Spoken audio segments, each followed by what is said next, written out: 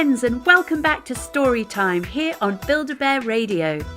We've got to the last of our 12 books of Storytime, and I'm so excited to be able to introduce them to you today.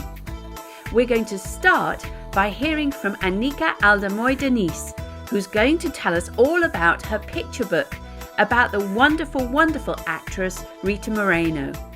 Hello Anika, welcome. Hi, my name is Anika Aldamuy Denise. You might know me from my book, Planting Stories, The Life of Librarian and Storyteller Bura Belpré. I like to write true stories about women who inspire me. Today, I'm going to be reading my new picture book biography, A Girl Named Rosita, the story of Rita Moreno, actor, singer, dancer, trailblazer. It's about one of my favorite performers, Rita Moreno, who came from Puerto Rico to the mainland United States when she was just 5 years old and worked her way to being one of the most beloved and award-winning performers of the stage and screen.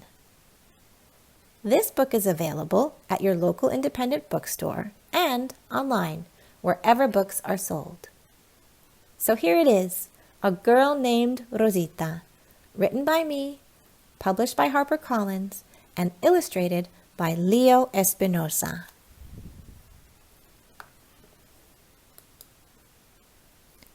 Juncos, Puerto Rico, 1935. In a tiny cottage tucked between El Yunque Peak and a wild, fragrant rainforest, lives a girl with the rhythm of the rainforest in her feet and the sweetness of the sugarcane fields in her swishing skirts. A girl named Rosita Dolores Alvarillo, who loves to sing and dance for anyone who'll watch her. Step, turn, snap, kick, swish, jump, twirl. Until early one morning, Mommy whispers, "We are moving to the mainland." "But why isn't Francisco coming?" asks Rosita. "He will come later," says Mommy. "I am taking you first because you're a big girl and you won't cry." So Rosita does not cry as she waves goodbye to her baby brother. In the dark, cramped cabins of the crowded passenger ship, Rosita is quiet and brave. After days of wobbly decks and stormy seas, a statue of a woman wearing a crown rises up to greet them. "Where are the trees and flowers?" asks Rosita. "They will be back in summer," Mommy explains. That night, Rosita dreams she is back in the tiny cottage with Francisco. When she wakes, she does the one thing Mommy thought she wouldn't. She cries. Rosita's new school is a fortress of brick, where children tease her for her accent, darker skin, and curly hair. "Corre," she tells herself each day on her way home from school. "Run, so the bullies don't catch you." Out of the cold and away from the noise, she returns to a home that isn't home. "When is Francisco coming?" Rosita asks. "Ay, hija," says Mommy. "Pronto, pronto." If she only knew more Inglés, she could tell the bullies, "Déjenme en paz. Leave me alone." So while Mommy scrubs and scours and sweats and sews, Rosita practices Inglés in secret. Is leaving behind her native Spanish like letting go of her native island and all the things she loves? Fields, flowers, Francisco. Rosita stops asking, "When is Francisco coming?" Her heart tells her he will stay in Juncos with Papi and Abuelo, and she will stay in America, where she must learn to speak Inglés. Day after day she practices until she can speak Inglés perfectly. I am Rosita. I am 5 years old. Just as Mommy promised, the leaves return in summer, bringing color to the concrete city, tiny glimpses that feel like hope. Rosita smiles again and dances. At 6 years old, Rosita begins dance classes. Paco Cancino is famous, Mommy tells her. He is the tío and teacher of Rita Hayworth, the movie star.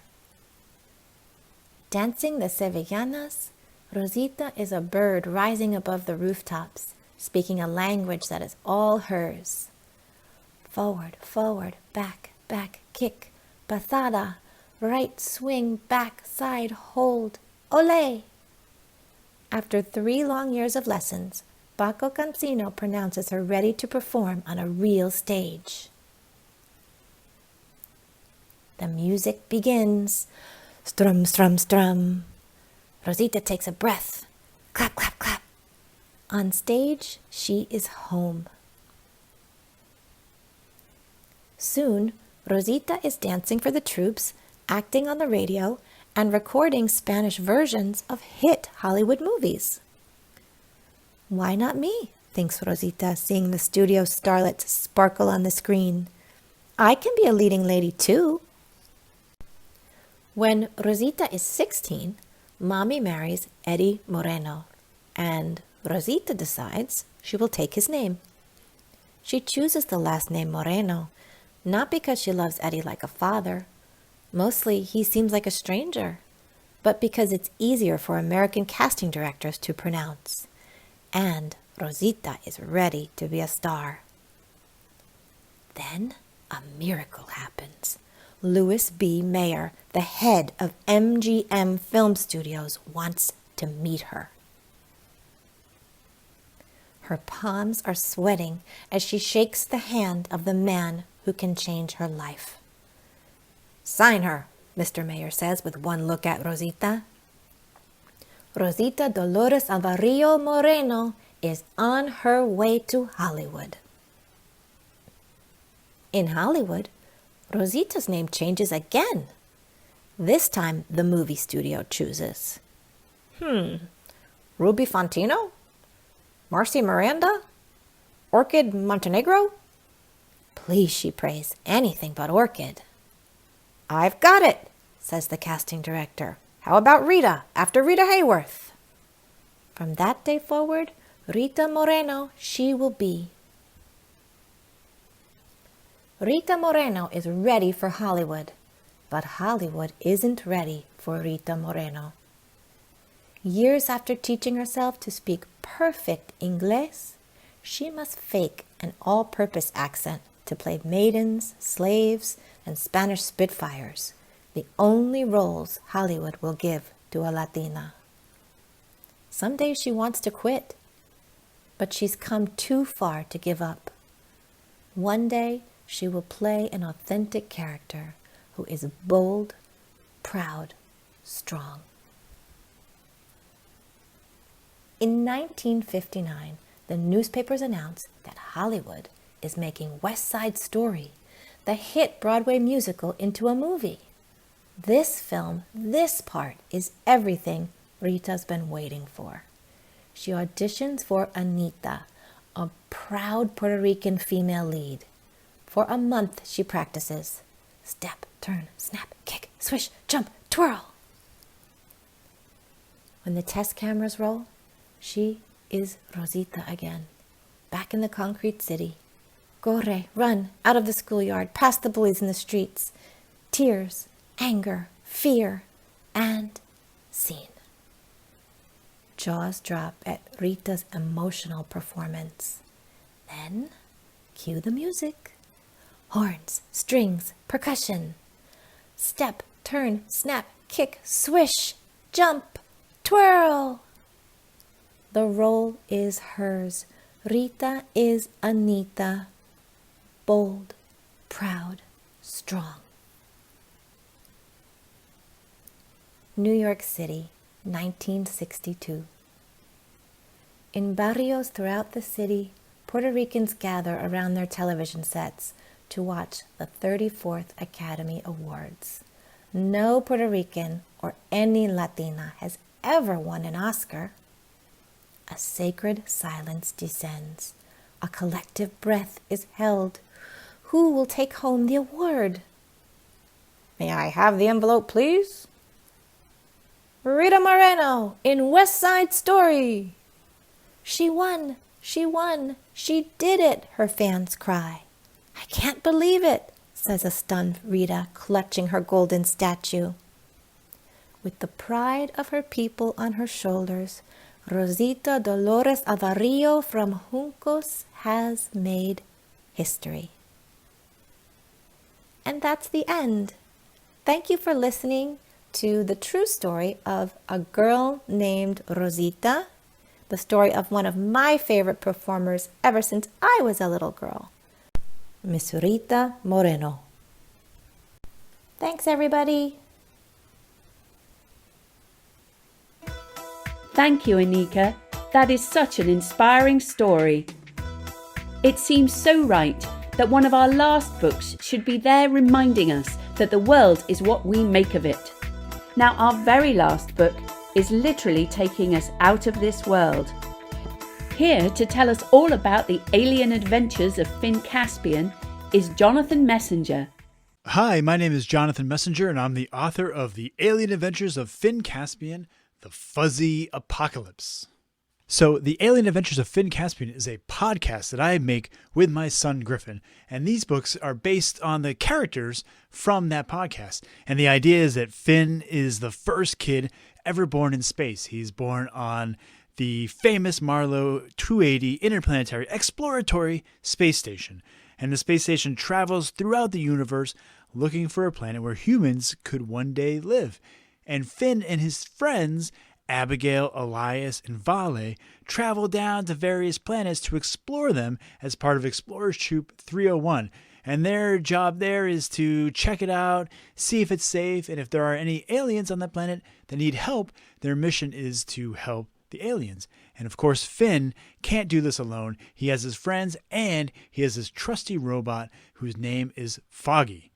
So in this book, these kids visit a planet that is in a big pile of trouble, and Finn and his friends have to help them get out of it. And so we're just going to start in and read the first couple of chapters.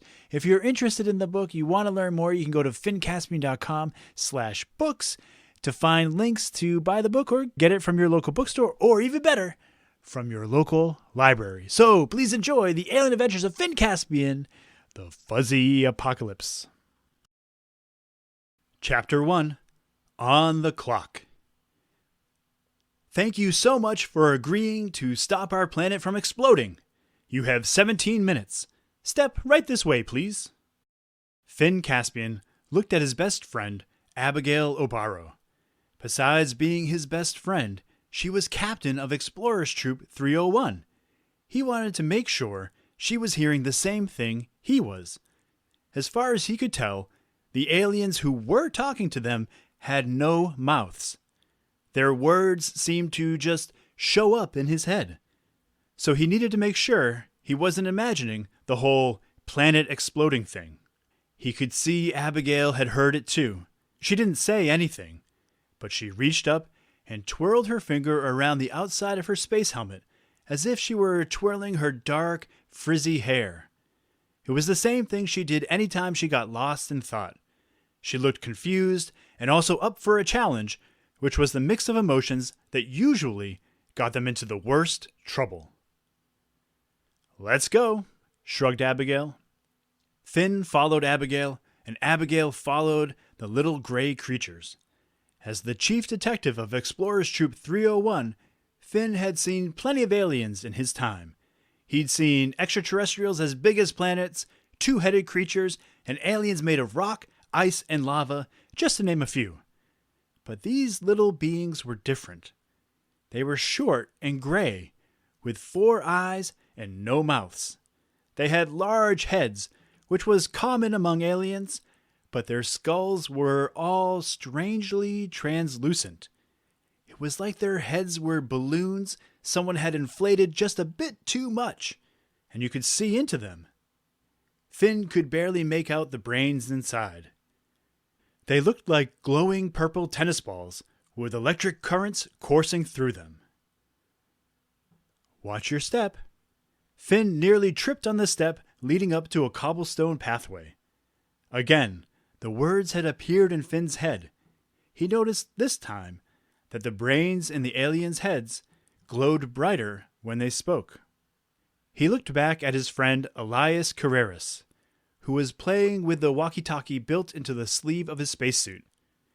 The explorers used the walkie-talkies to keep in touch with the space station on their missions. Elias was the troop's chief technologist. "I think this thing is on the fritz," he said. "I'll take it apart as soon as we're back on the Marlow." Okay, so he must have heard the same voices Finn had. Every time something went wrong, Elias tried to fix it with technology.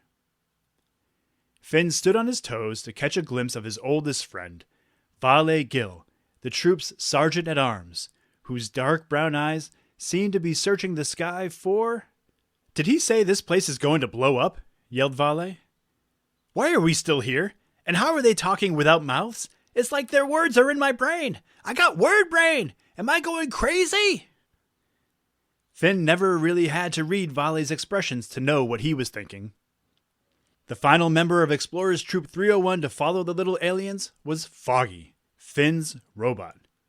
He looked as pleased as could be. Foggy had been on countless adventures with the troop, and they'd come to rely on his loyalty and his fearlessness. He was also strangely optimistic in the face of things like exploding planets. "Ooh, stopping a planet from exploding should be impossible," said the robot. His voice, which Finn had once described as sounding like a hairdryer starting up, whistled through the planet's thin air. "Let's give it a try!" The astronauts followed the aliens through an archway into a garden. They walked down a stone path surrounded by enormous plants. Giant flowers of all colors towered over the kids. It was like walking into a jungle, but with a pleasant path of cobblestone to follow. Finn felt like some of the plants were watching them, their petals turned toward the kids as they walked by.